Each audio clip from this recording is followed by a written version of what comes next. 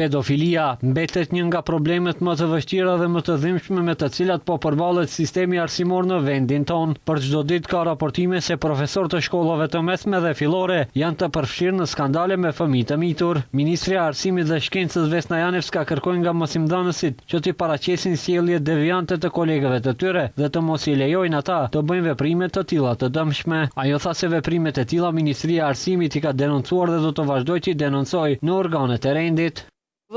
Do ju drejtohem edhe një herë mësimdhënësve të cilët janë kolegë të atyre që bëjnë shkelje dhe veprime të ndaluara, por edhe janë mësues të nxënësve, të cilët duhet të jenë të mbrojtur nga ata që bëjnë veprime të ndaluara. Në këtë rast po përmendet pedofilia. Ajo që do ta bëjmë është ta forcojmë provimin trajnues, sepse pikërisht aty na duhen ndryshime të mëdha dhe do të fillojmë me licencim të psikologëve që në të ardhmen do të merren me zbulimin e të gjitha problemeve në shkollë dhe në të ardhmen do të marrin masa. Sigurisht, ka edhe masa të tjera në dispozicion që ne do t'i ndërmarrim.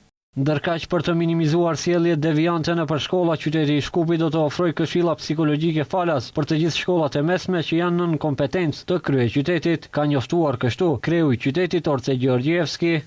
Lajmi ekskluziv që mund të them është se brenda 15 ditëve do të fillojë mbështetje psikologjike me operator të jashtëm që në bashkëpunim me qytetin e Shkupit do të ofrojë shërbime psikologjike pa pagesë për shkollat e mesme. Më duhet të pajtohem patjetër me ministren Janevska dhe më duhet të them se problemet nuk fillojnë nga shkolla, por problemin duhet ta kërkojmë nga rrënjët, duke filluar nga familja. Në një analizë dhe raport të përgatitur nga zyra e avokatit të popullit që flet për abuzimin seksual, thuhet se mbi 57% të viktimave janë fëmijë të moshës nga 11 deri në 15 vjeçar, ndërkaq rreth 90% e viktimave janë vajza. Përveç kësaj, analiza zbulon dobësi serioze në veprimin e institucioneve.